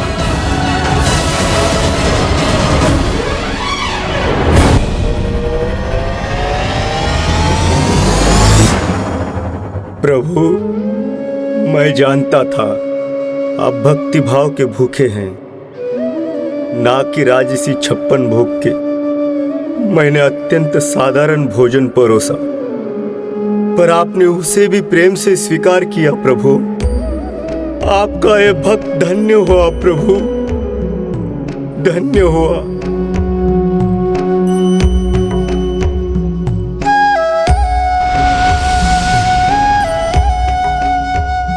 क्या हुआ? आप मेरे भोजन पात्र को इस प्रकार क्यों देख रहे हैं? क्षमा कीजिए प्रभु, आपको भोग चढ़ाने के बाद अमृत रूपी प्रसाद प्राप्त करने का जो अभ्यास है,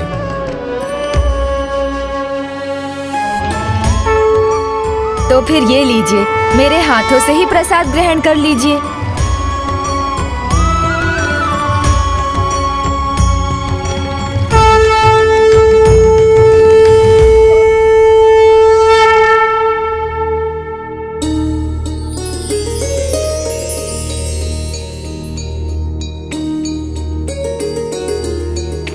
प्रभु, ये माड़ भात तैयार करने वाली मेरी पत्नी, इसे भी प्रसाद मिलना चाहिए।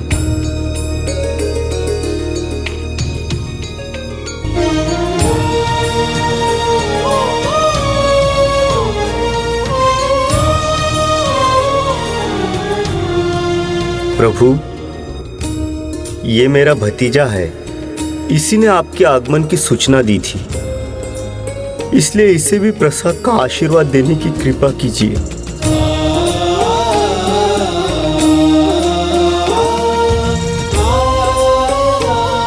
हमने इसको इतनी खरी खोटी सुनाई तो हमें तो प्रसाद से वंचित ही रहना होगा। भैया, भाभी, आप कहाँ जा रहे हैं? प्रभु, ये मेरे भैया भाभी है, मेरे माता पिता समान। ये चावल इन्होंने ही दिया था, तो इनको भी प्रसाद देने की कृपा कीजिए।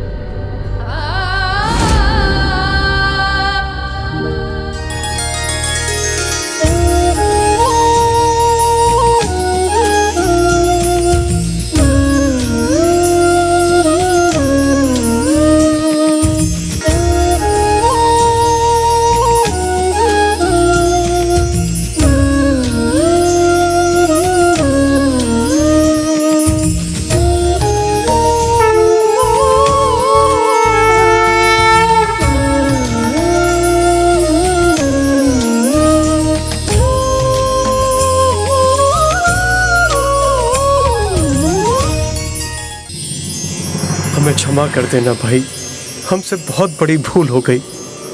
हम आपकी भक्ति की शक्ति को नहीं समझ पाए, निरर्थक समझते रहे उसे।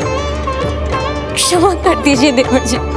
भाभी, आप क्षमा क्यों मांग रही हैं? आपने चावल दिया, तभी तो प्रभु के लिए भोजन बन पाया।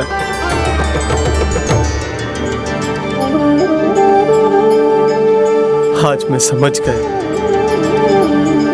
विश्वास से बढ़कर कुछ नहीं। सच्चा विश्वास हो तभी भगवान मिलते हैं। हाँ,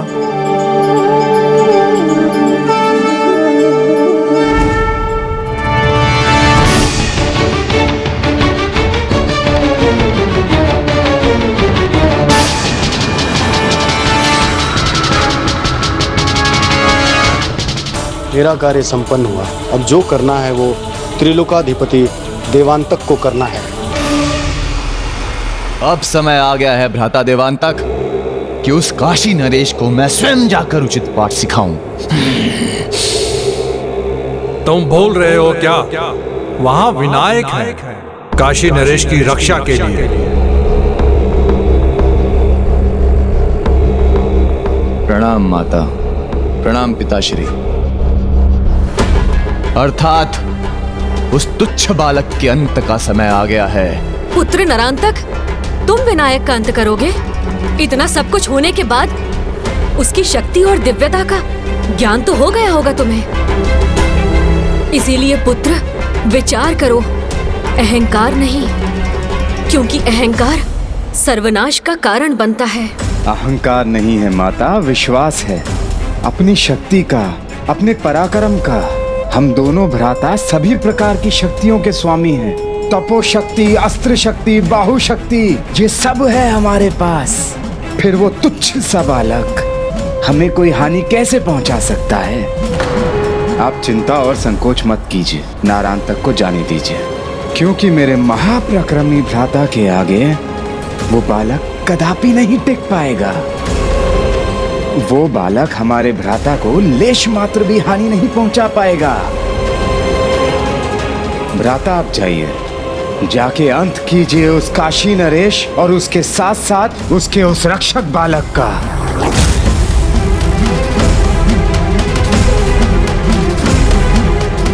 आज्ञा दे माताश्री, पिताश्री। पुत्र!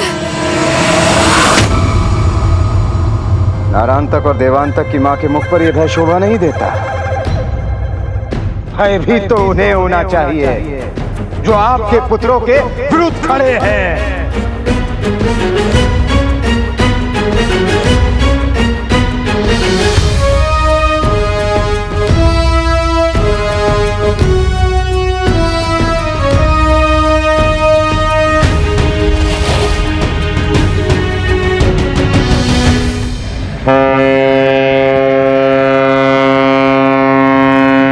युद्ध का उद्घोष।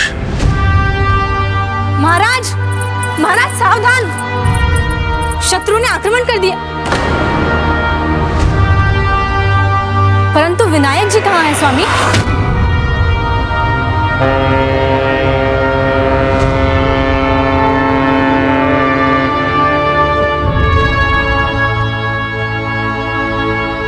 प्रभु, युद्ध का बिगुल बज गया। अब मुझे आपकी और सेवा का अवसर नहीं मिल सकेगा, किंतु ये आवश्यक है।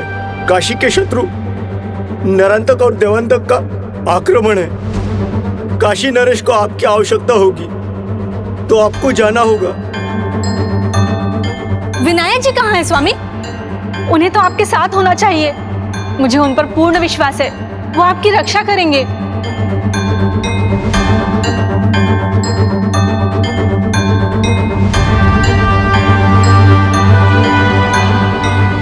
स्वामी, मैं आपको विनायक जी के बिना कहीं नहीं जाने दूंगी। चिंता मत करिए महारानी, भयंकर असुरों को उनके मृत्यु के मुख में भेजना भली भांति जानता हूं मैं। किसी अन्य की सहायता की आवश्यकता नहीं, किसी अन्य की सहायता की आवश्यकता नहीं। काशी नरेश को अभी मेरी कोई आवश्यकता नहीं, और मैं उनके निकट तभी जाऊंगा जब वो भक्ति भाव से मुझे पुकारेंगे। तब तक मैं अपने भक्त के पास ही रुकूंगा, आप लोगों की भक्ति और सेवा का आनंद लूंगा।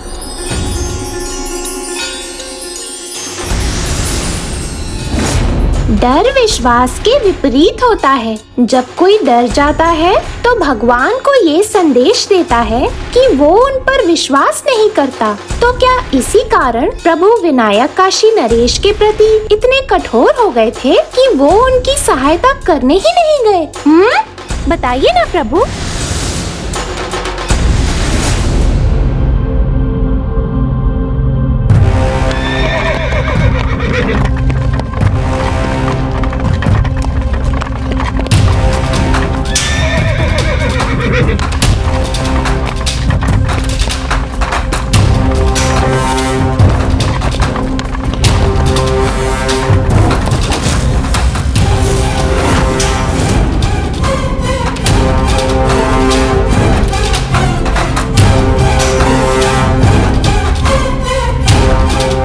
बालक विनायक इनके साथ नहीं है, अर्थात जीत हमारी ही होगी।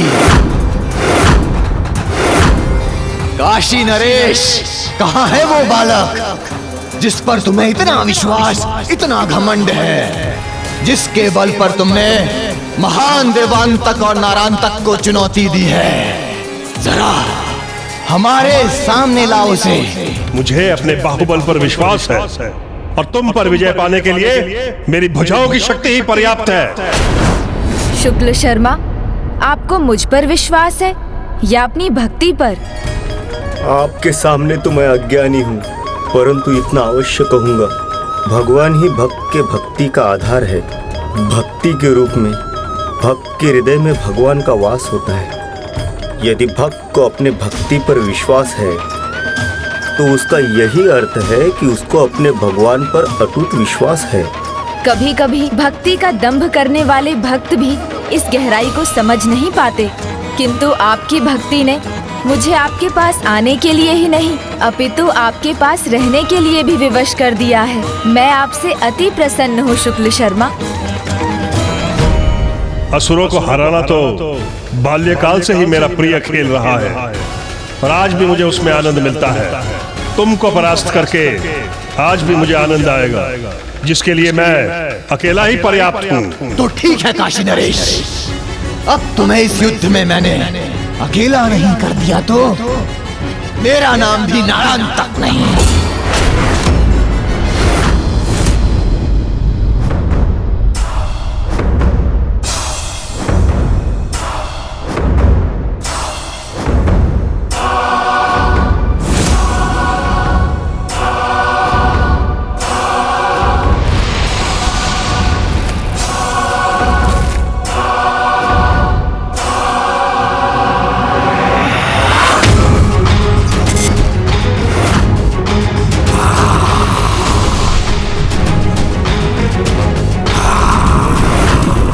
यह असुर तो अत्यंत भयंकर है, भयानक लावा है इसके मुंह में। पीछे हटने में ही हमारी सुरक्षा है।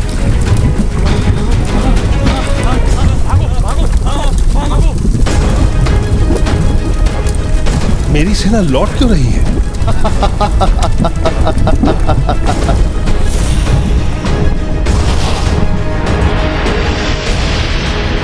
काशी नरेश, तुमने कहा था ना कि तुम युद्ध में अकेले होंगे, तो लो मैंने तुम्हें युद्ध में अकेला कर दिया। आओ करो मुझसे युद्ध, वो भी अकेले। सिंह अकेला होता है तब भी सिंह ही रहता है नारांतक, और तुम जैसे भेड़ियों का आखेट करता है।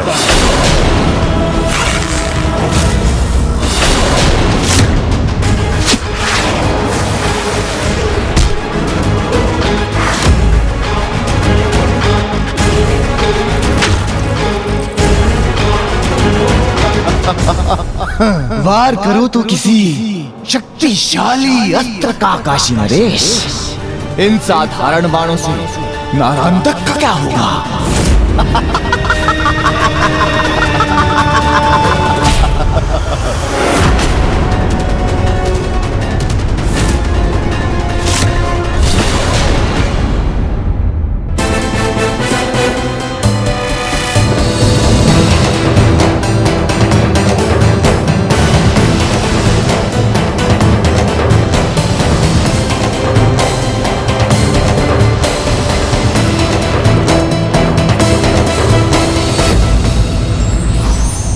जब कोई व्यक्ति अपने विवेक के स्थान पर दूसरे के बहकावों में विश्वास करता है तो निश्चय ही अपनी हानि करता है।